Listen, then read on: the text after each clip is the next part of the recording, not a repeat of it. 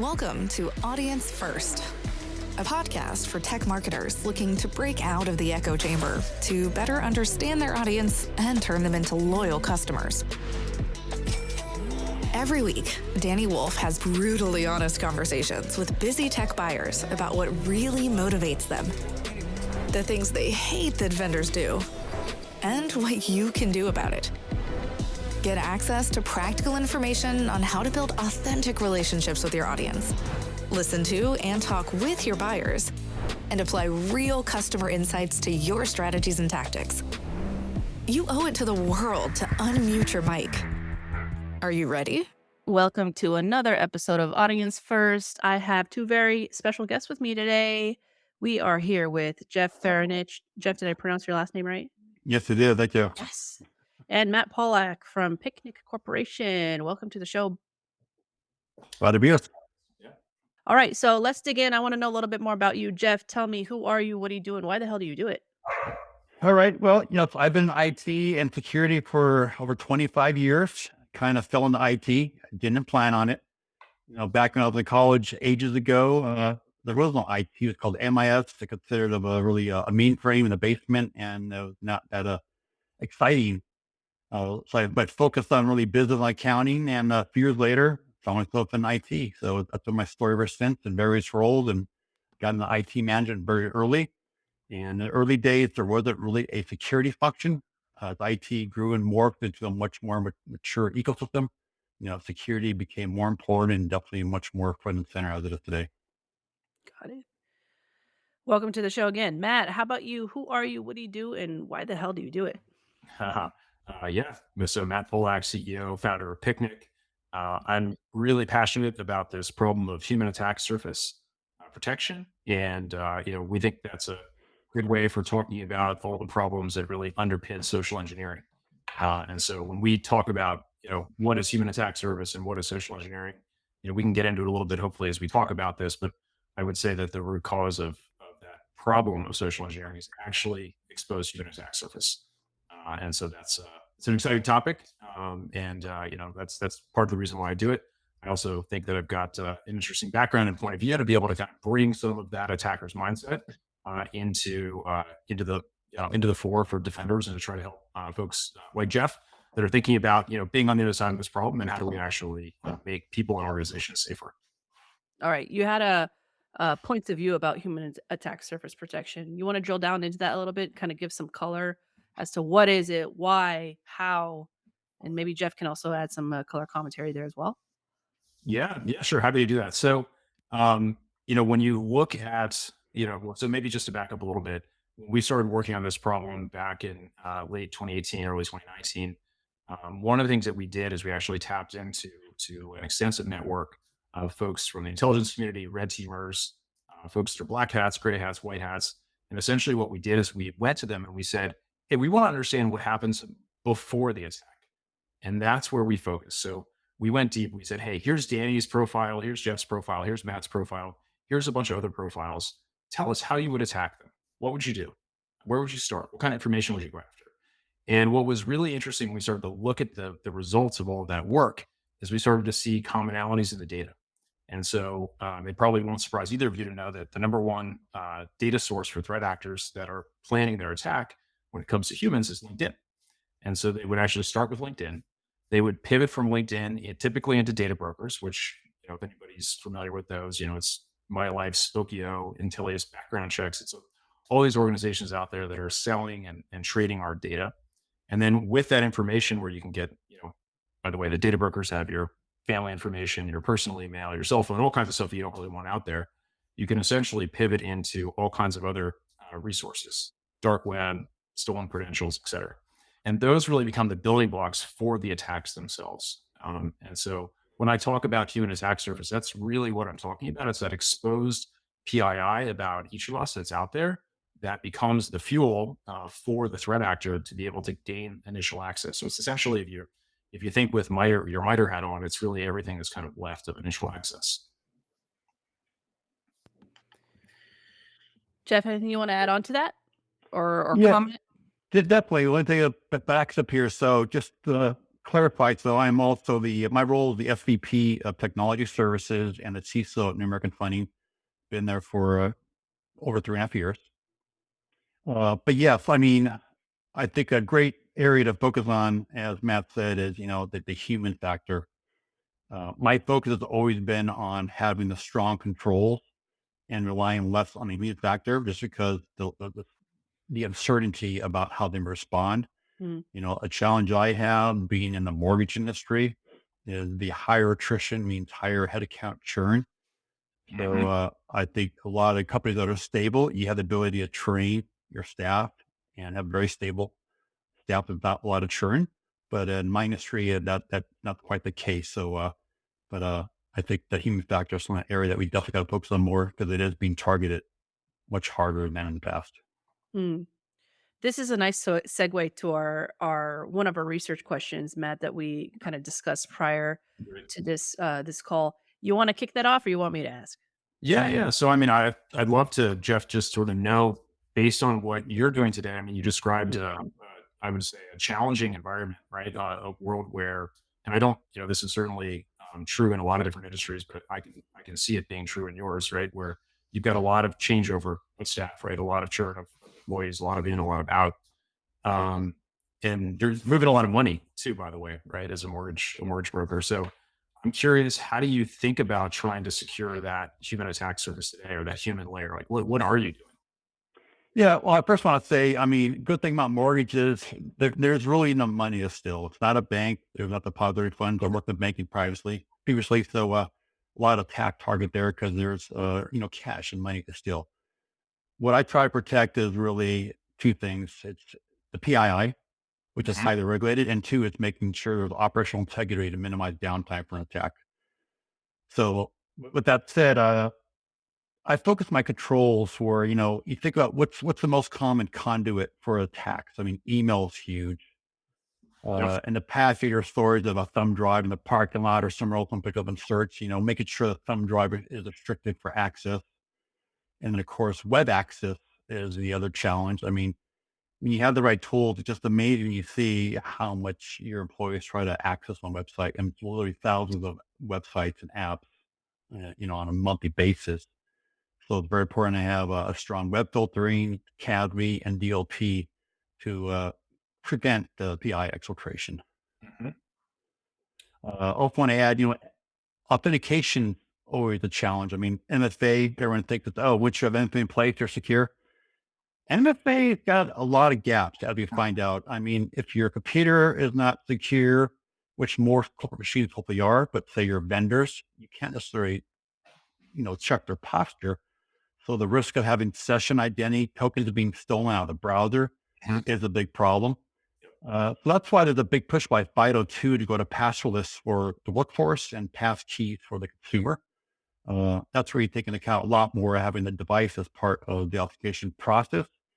But beyond that, like enterprise browsers are getting on Steam now, because the browser is the new workspace of the present and future, and you do a lot more things in the enterprise browser, including like making sure corporate credentials are not being used outside corporate sites. Mhm.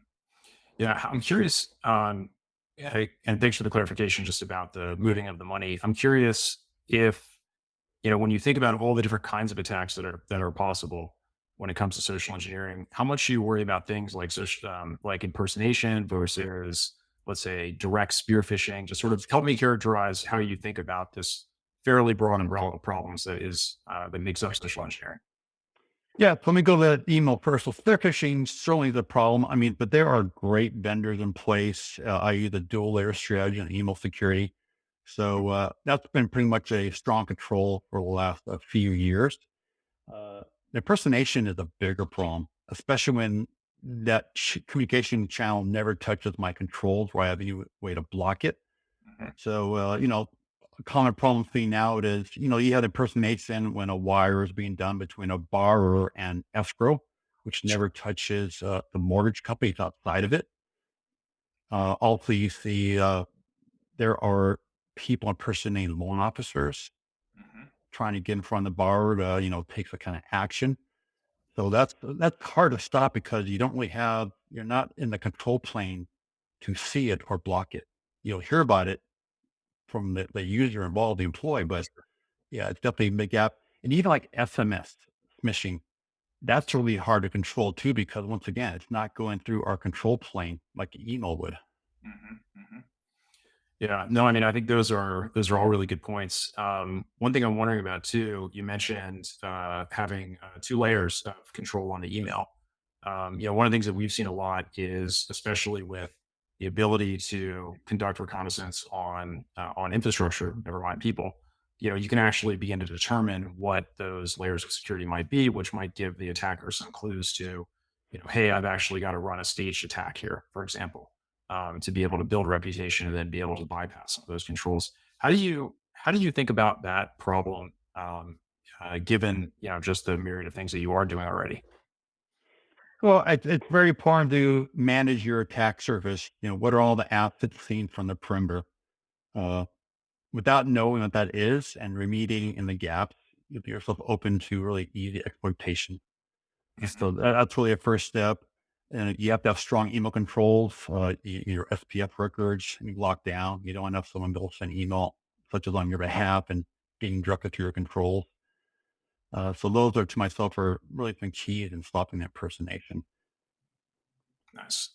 Yeah, I think those are interesting. Let me ask you, I think, just a fun question, which is, if you could wave a magic wand and know which of your employees could actually be targeted more effectively in an impersonation scheme, um, how would that change what you do today?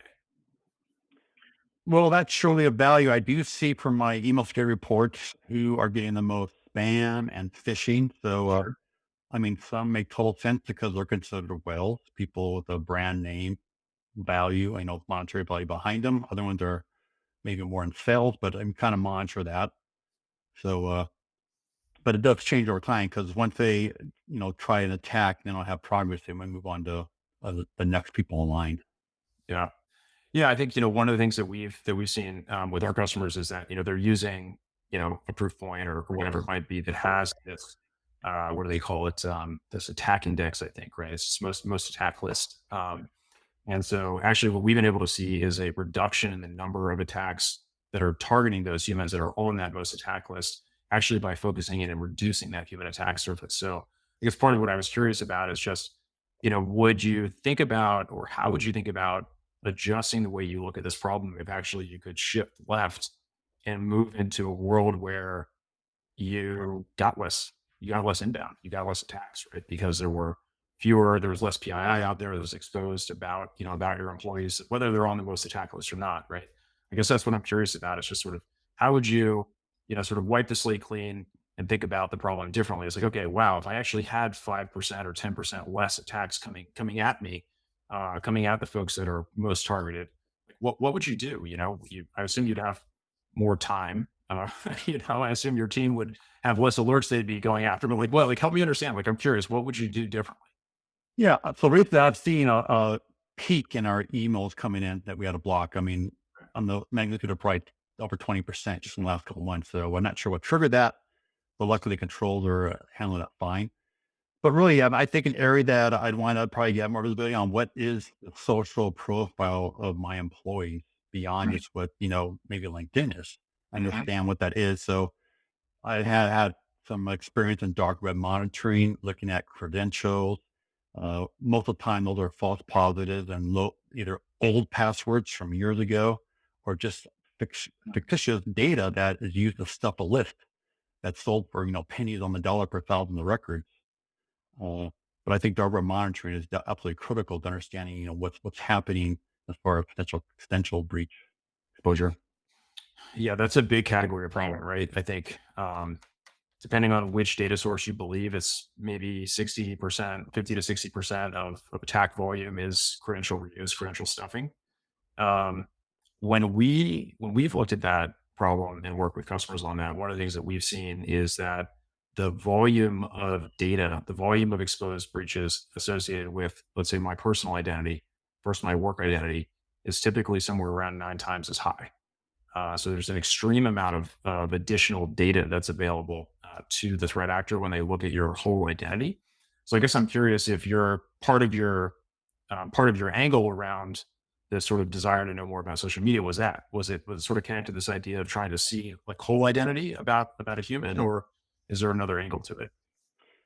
Well, I mean, so ITDR, identity threat detection response, is a big area I'm working on to improve all the signals from Active Directory down to my identity detection, identity provider, of course, through SaaS.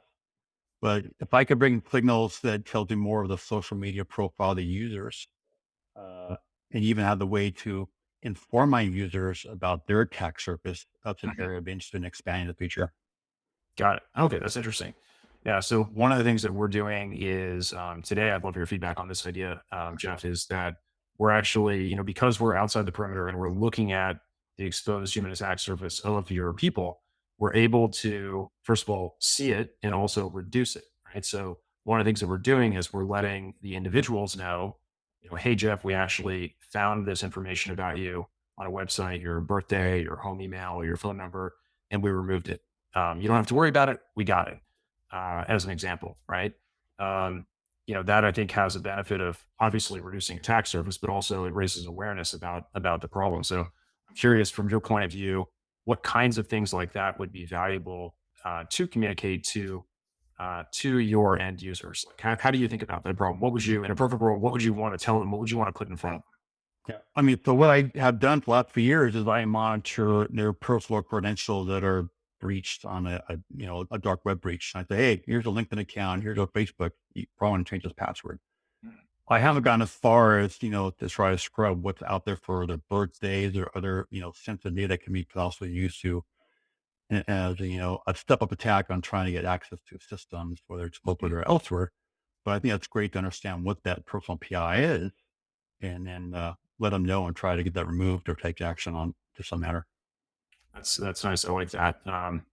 Yeah, we're doing a lot of that correlation as well in an automated way. So we're able to find your work identity, find your personal identity, match those up, look for credentials, and then work on blocking those internally in the existing infrastructure. It sounds like you're doing some of that on your own using, probably internal data, maybe some scripts and some tooling. It sounds similar actually. Yeah, very nice.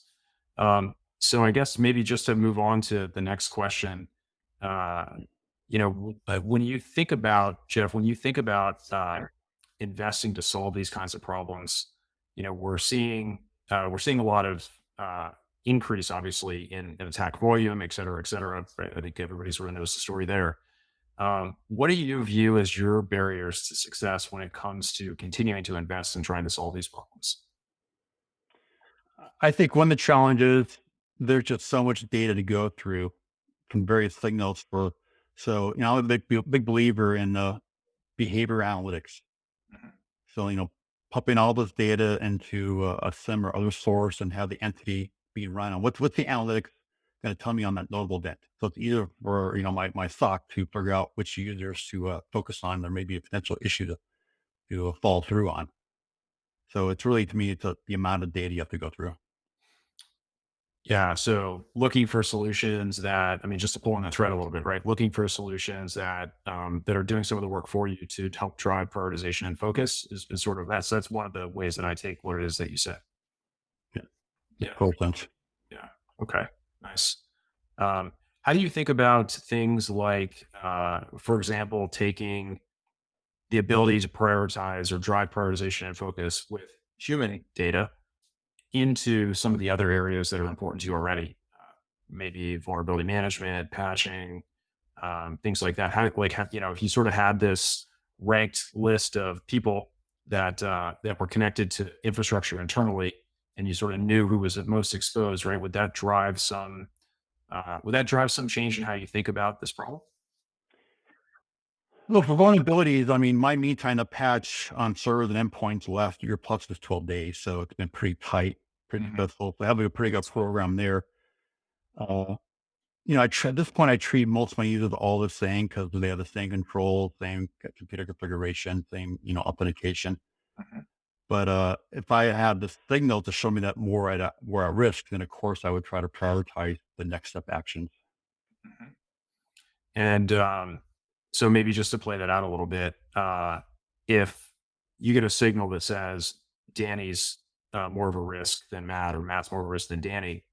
Um, what are some of the things that you would want to do to try to perhaps reduce the risk of that, of the impact of that user? I mean, are you thinking about things like browser isolation, or like how, like, talk me through just sort of what's if you open up your bag of tricks, like what's in the bag of tricks?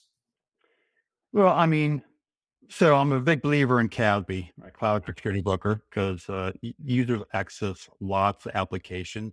And of course, some are blocked based on category. But it's really important to know what's the confidence of the application. I surely block PI going to most of those, especially if the unsanctioned apps. I may allow access, not be too restricted, but if any PI gets uploaded, that would be blocked. Mhm. Browser isolation only really works if, the website is uncategorized. Mhm. Uh, so there's limited use cases. I really think enterprise browser is the way of the future, Mhm. because it has so many use cases, from work computers to BYOD to your vendors. So you could do a lot in enterprise browsers. So that market's changing rapidly. Got it. Okay, that's helpful. Um, so when you think about, obviously, we're in a, I would say a soft economic environment. Maybe that's a nice way of putting it. I'm sure that you're probably seeing that too on the mortgage side, given rates, right? Just the dynamics are changing. How do you think about justifying spend for new solutions in new areas like human attack surface protection? Yeah. So my cost constraints really started last year around Q1. Rates started increasing because, rates doubled in a year. Uh, Origination volume for mortgages more than half over that time, ultimately affecting income. So I was really pressured to show the value of investment, Hmm. of renewals, in my existing controls. And even some vendors that unfortunately I had to cut, that I definitely, would prefer to keep. But it's all about rationalization. What's the value of that tool? What's it bringing? Hmm. Can I tolerate that level of risk in the gap? But there's a big push towards consolidation, to more going to platforms, less vendors that could do more, as long as there's not a gap in their capability coverage. Hmm. Of course, there's always need for point solutions, much like you're probably talking about, because I think that's the gap that very few vendors can address today, at least not as broad as it looks like you could do based on my seeing your website. Hmm. So it's really about doing the case. It's identifying the risk. I am very compliance driven, being in financial sector, having a lot of PI. I'm bound by CCPA, which in California relies on the CISO controls. Hmm. There's also FTC safeguards, and operating in New York here. New York has their NYDFS. That's the New York Department of Financial Services. The reg is 23 NYCR 500, which is the most strict regulation. Lots of finding going actively. Fines in the past few years are all based upon outcome of having a breach. In most cases, having a control that was not in place. But at times the control was in place, such as MFA, but the user got MFA phished and clicked 4 times on it, and data was exposed, and companies were finding upwards of $1 million. So we'll also look at the efficacy of your control. You have to have more than just checkbox. It's how well to control, what's your maturity level. So I Hmm. basically, everything I do that's related to security and even IT, because I wear both hats, I try Hmm. to tie back the controls I have to meet, and explain that to leadership, on not just me trying to be creative and look for more things to do, because I have plenty of work. It's, here's the controls we're trying to meet, here's the regulations, and why we have to do it. Yeah. And if you had to choose between two solutions that one helped to put you in more of a proactive preventative stance versus gave you more resources on the detection and response side of the ledger, how would you approach that? Um, So, I mean, if I answer correctly, my approach is always to try to block the threat, uh, and ask later, was it legitimate or not? Because I take a more cautious approach. Of course, I don't want to throw business. But big focus really this year is butting down the detection response across all my signals, so I don't miss that notable signal that gets through. Mhm. So choosing between detection and response driven solutions versus preventative solutions that result in less things Mm. to have to worry about detecting and responding to. If I heard you, you'd be more focused on the detection and response than the prevention, or maybe I misheard you or not. Well, I would say more on the prevention, like for email. I don't have a problem with really phishing or spear phishing. I block, most that's blocked at the printer. Very little gets through. Why it's still here, you look at the latest news articles, talk to the peers, they're still dealing with phishing being a big problem day to day. I don't have that issue. Nice. Yeah, that's great. It sounds like you've largely solved that problem through trial and error, right? Like building a system that works and refining it over time, which is really great. I'm curious about one area that we've been thinking a lot about, Jeff, which is really the sort of idea of offering capabilities as a service, as a managed service or a managed platform, versus just offering it as pure tech. What we've seen at least is that typically, security resources are declining in terms of headcount and stuff like that. And internally, obviously, you've talked about costs and so on. Choosing between a solution that's offered as a technology platform purely versus a managed service where you're actually getting the outcome delivered to you. How do you think about prioritizing between those two? I guess that's really you have to understand what's the level of effort to manage it and to respond. If it is very noisy, requires a little expertise, then of course I'd see is there a managed service that you mentioned that can be rolled in a package. Now, I'm a big believer in like a EDR and MDR solution, so that I have that in place because that way, I have experts 24/7 watching the environment. Got it. Nice. So maybe just to circle back around for a second. So you talked about how you have effectively taken your phishing risk to zero, near zero. You're not seeing much of that, which is really great. Earlier in our discussion, you talked about impersonation is a significant problem. And obviously, SMS is a challenge I think that everybody deals with as well. I'm curious, what are some of the other concerns that you have that touch on this human problem?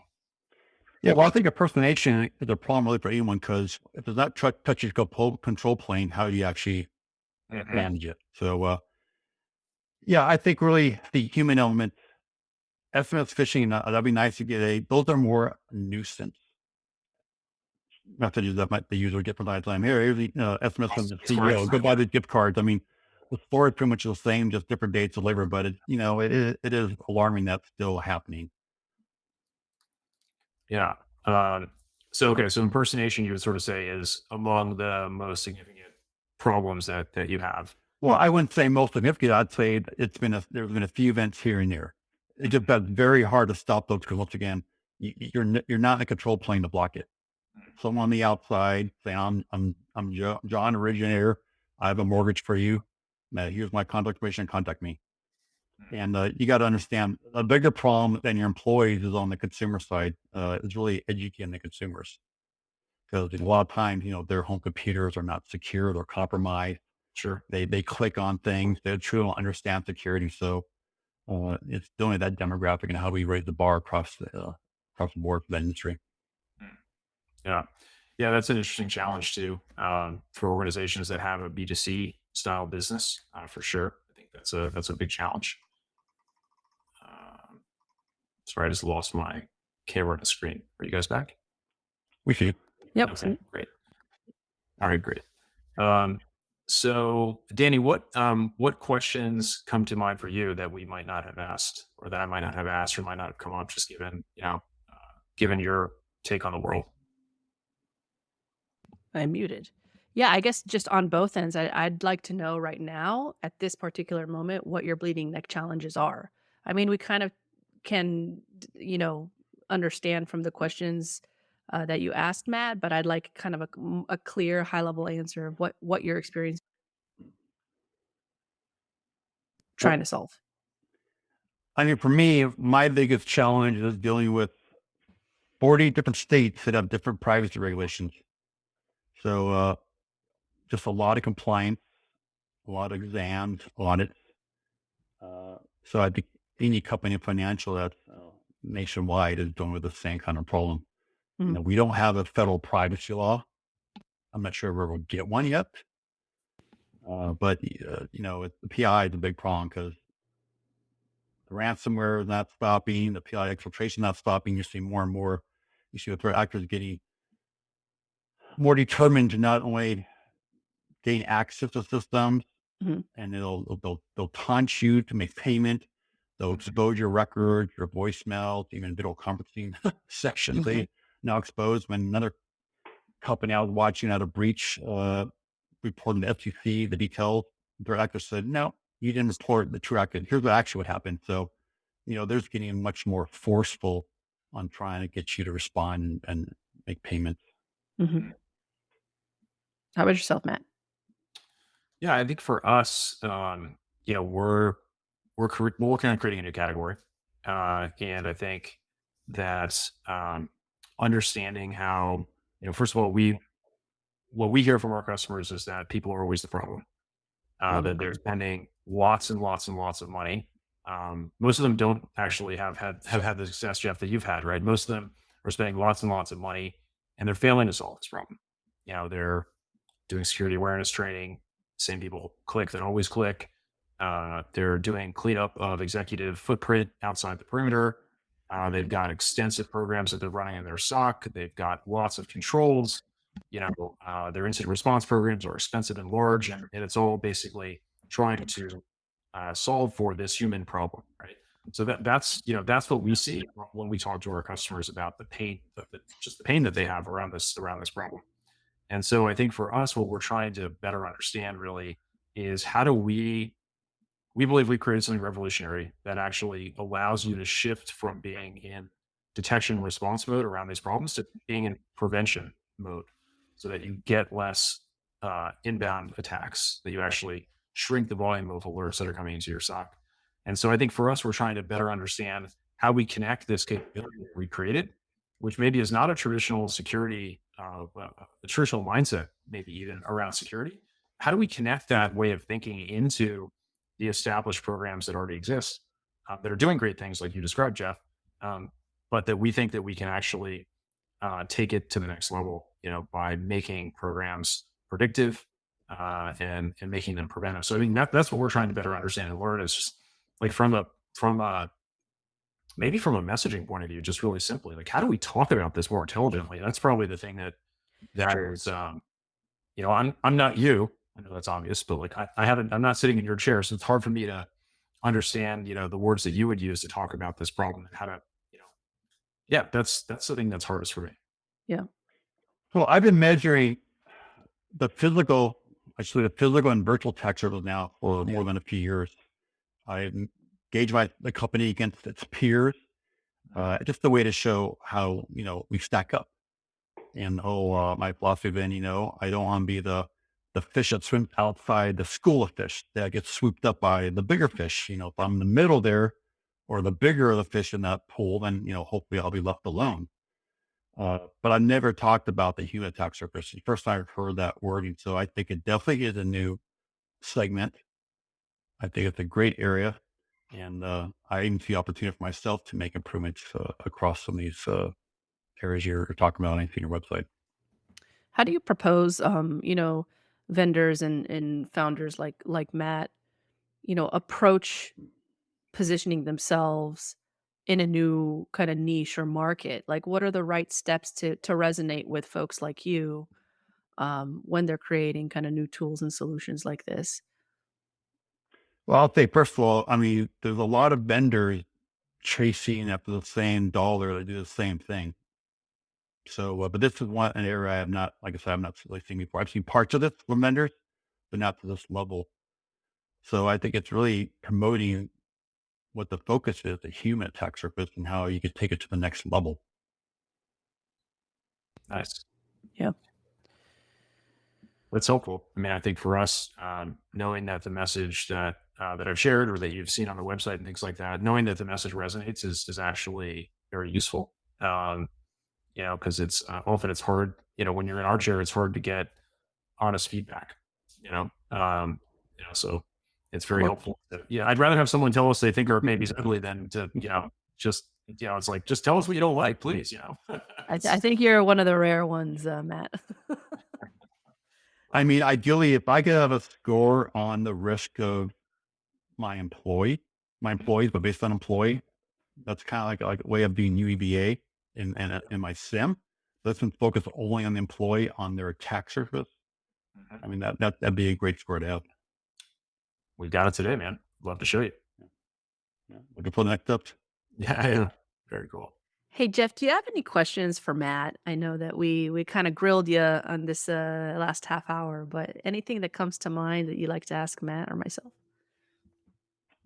Well, I just say, I mean, the management of the human layer has always been do your email phishing, do your training. It's more of a checkbox. I can't say it necessarily has a ton of value. Some companies got very strict. You get notes from HR a couple times a day, do it the third time, maybe terminate it. That's never the approach I could implement here. So I've always focused more on controls. But I guess the question is, why hasn't anyone ever focused? Like, why haven't you seen our competitors focus on it yet? Because it's really, I think it's a need that's long past due. Yeah, it's a great question. So I think that part of the answer to that question actually is that most people that have approached this problem have actually approached it from your side of the problem. You know, they've come at it from a control based way of thinking, or a kind of I'm going to stop. I'm going to block this thing with this piece of technology, right? It's sort of yeah. That's how they've approached the problem, and we've just come at it very differently by spending a lot of time thinking about how these attacks actually begin and how they unfold before they ever hit your infrastructure, right? And I think that just simply the approach and the mindset about how to solve the problem is completely different. Uh, that would just be my honest answer to you. I think it's just like it's like a turn the world upside down approach and look at it from the other angle and say, how can we think about solving this problem differently? And I think if you look uh, more on a sort of use case by use case level, you'll see companies that are solving pieces of this problem, right? And I actually think that that's one of the reasons that this problem is so large, is that nobody has really looked across all the problems, and said, this is not a bunch of different problems. This is one problem. And so that's part of what I mean when I sort of say looking at it a little bit differently, right? It's like the root cause of this problem is open source intelligence about your humans. That is the root cause of this problem. And if you come at it from the other way and say, okay, well, I'm gonna, which is good. I'm not trying to belittle this. I'm gonna block emails. Like, it's good. We should do that, right? Or I'm gonna block suspicious domains. Like, that's great. We should do that. Those are all elements of the solution to the problem. But if we don't actually go back to sort of do a root cause analysis of what's driving the initial, you use this great analogy that I like, sort of swimming with all the fish, right? It's like, okay, well, if you're an outlier and you've got a bunch of people that are way more exposed than somebody else, like, you're an easy target, right? And so that's just something that it's just a mindset, right? It's something that we can see and something that we have focused on trying to hone that capability. So kind of a long answer, sorry, but I think that's a big part of it, is just approach, mindset, thinking about the problem differently. Yeah, I think this would be a great metric to report to the board on, having all these signals bubble up to what the risk of the employee is. Love it. Yeah. 100%. All right. Well, we're headed towards the end of time. I do want to leave some extra room to ask if there's anything you'd like to impart in the audience today, both of you, really. I mean, I know that we did talk about, improving the human element here, right, and educating folks. So maybe some color commentary there, or really, it's all you. Anything you'd like to impart before we sign off? Jeff, you want to go first? Yeah, I guess I think for organizations, public, private, corporations, educational, this is a needed tool. But the bigger picture is, what about just for personal use? Have you thought about expanding this to even a consumer version? Because I think I think a lot of consumers have no idea what the footprint is and the risk they're at. It's probably one of the questions that we get asked most often. I'd say we scratch that itch a little bit, because every employee who is a beneficiary of the program that we run actually gets a family invite. So they get a +1. And if you're a high value target, a VIP, a board member, someone who wires money, someone that you designate as being a high value target, you actually get a +10. So you can cover quite a broad set of your family unit with that kind of an approach. And one day I hope that we can offer this to everyone, especially those that are more at risk, grandparents, kids, etc. They're more exposed. So yeah, it just takes time to build. The truth is, it takes time to build a product that's capable of doing that for a consumer audience. All right. Well, let me pivot, maybe go a different direction. This could be a value in the hiring process to understand what's the risk of that new employee we're considering making an offer to. And if they have a large risk, then maybe we got to evaluate, does it make sense to hire, or they got to clean up some of the risks they have before they bring it to the company? 100%. And I think M&A is also very relevant too. That's sort of a mass hiring in a way.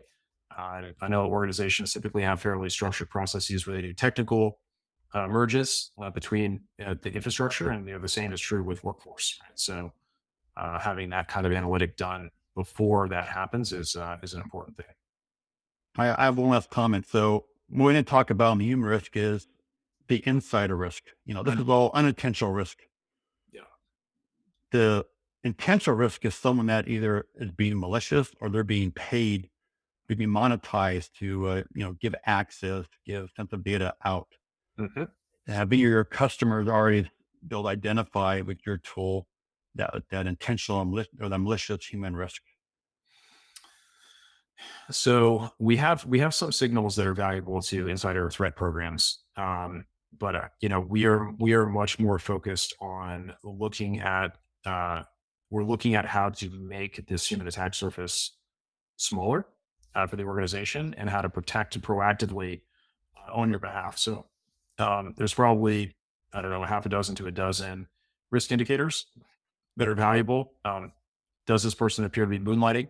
Let's say that's an interesting example. Now that alone by itself is not sufficient, but it's a very useful indicator to look, okay, has there been some unusual printing or data exfiltration or those kinds of things, right? So I think when you're trying to prioritize and sort of cut the wheat from the chaff and say, where should I focus my valuable human resources? Because there's only so many of those. It can be a very helpful tool for that. That's right. All right, gentlemen. Well, this has been an absolute pleasure. Such great insight here. I'm super happy that we dug into this. You two are always welcome to the show anytime. I always invite my guests back. I mean, you were awesome. Thanks for coming on. Thanks for having us. Dani, thanks for having us. Appreciate it. All right, this has been another episode of Audience First. We are out. This episode of Audience First is proudly sponsored by Picnic Corporation, the enterprise-wide human attack surface protection platform.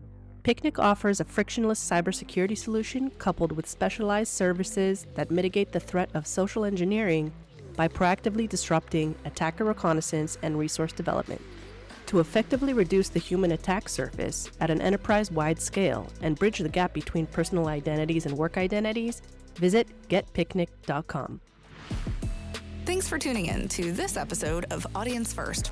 If you like what you've heard, feel free to follow or subscribe to Audience First on Apple, Spotify, or any of your favorite podcast streamers.